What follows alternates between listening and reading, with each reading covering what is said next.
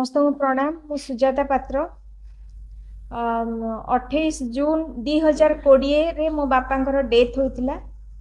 तापरे तापरे मो मांकर जत्न नबा परिवर्ते भाई माने संपत्ति भाग प्रति दृष्टि देइतिले। इभिन जो दिन लाश पोड़ा जाइतिला से दिन राति रे ही से माने डिस्कशन आरंभ कर देइतिले।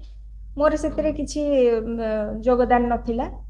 तापरे बापांको 16 दिन दिन से माने कागज पत्र रेडी करथिले, मां को बाध्य करथिले दस्खत करबा पई। एमती है कि सेबेठू मां को प्रति टिके टिके धीरे धीरे टर्चर आरंभ हो जाइतिला। 2024 मसिया रे जेतेबेले मु खबर पाइली जे मो मां को अत्यधिक अत्याचार करी बेहोश करी पकई देइतिले, मु खाली गाड़ी पठेइतिली मां को शीघ्र नै आसिया पई मो पाखु। कारण 78 वर्ष बयस, काले ब्रेन स्ट्रोक कि हार्ट अटैक कौन हो मो माँ को जीवन बचाई निज पाखक प्रथम नहीं आसती। तापरे माँ कही जे मु जाई थाना रे गोटे एफआईआर देबी, समस्त संपत्ति से माने नहीं सारी।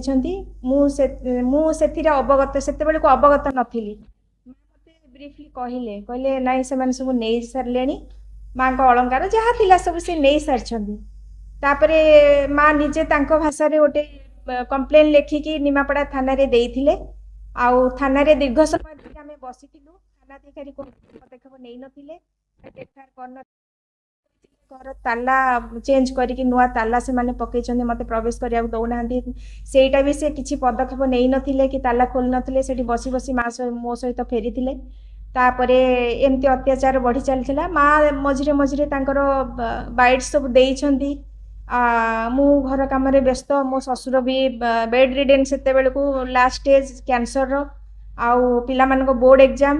ता भितरे माँ जहाँ भी मते कहती मते सुनिबा को भी समय न था। मु खाली जत्न रे माँ को रखे जे एठी तू था पछरे बुझा हबो। ता भितरे से तांकर रेकॉर्डिंग करे छंती, बाइट्स दे छंती, इवन लेखि छंती भी कोन एमती सब चलची। तापरे 2025 अगस्ट मासरे सेटा सिभियर हो जाइथिला। मु खबर पाइली जे मात्राधिक काल तांकू लॉक करिकि रखी दउछंती एकुटिया अवस्था रे। आउ साई पड़िसा एकुटिया घरटा भी, आउ साई पड़िसा केही भी जानू नाहंती से एमिति लॉक करिकि रखुचंती। तापरे मु सेई दिन गोटे विश्वस्त सूत्रु खबर पाई मु गोटे नेशनल ये को फोन करती हेल्पलाइन को, जोटा कि मोदी जी सेठू थाना को इनफॉर्म जाइथिला जे जणे लेडी एमती कंप्लेन करछंती, शीघ्र जाई देखंतु। तापरे से माने जाइथिले घटनास्थल को जाइथिले, मां को देखिथिले केमती कोन लॉक करा हेची। पुलिस वाला को बाइट भी मो फोन रिकॉर्डेड हेची। एमती दीर्घाधिक काल एमती चलथिला। तापरे मु बाध्य होई निमापड़ा थाना रे गोटे एफआईआर देली, कंप्लेन देली। मु ताको कहिली बे एटा को एफआईआर करंतु कि स्टेशन डायरी करंतु, जहा फल रे कि मु फर्दर पदक्षेप नहीं पारिबी। लीगली भाबे मो मां कर कस्टडी मु नबा को चाहूची। आउ से माने कोनोसे सहयोग करनथिले मते। तापरे मु महिला आयोग रे कंप्लेन, महिला कमिशन रे कंप्लेन देइथिली। सेटा भी 3 मास परे से माने जस्ट मते गोटे फोन करथिले। सेतेबेले मां को डेथ होई सारिथिला। तापरे मानवाधिकार संबल ह्यूमन राइट्स भी मु गोटे देइथिली एफआईआर आउ ए सब कथा। किंतु लास्ट रे मो माँ शेष निश्वास त्याग कले अति दयनीय अवस्था रे, जोटा कि बहुत सस्पियस।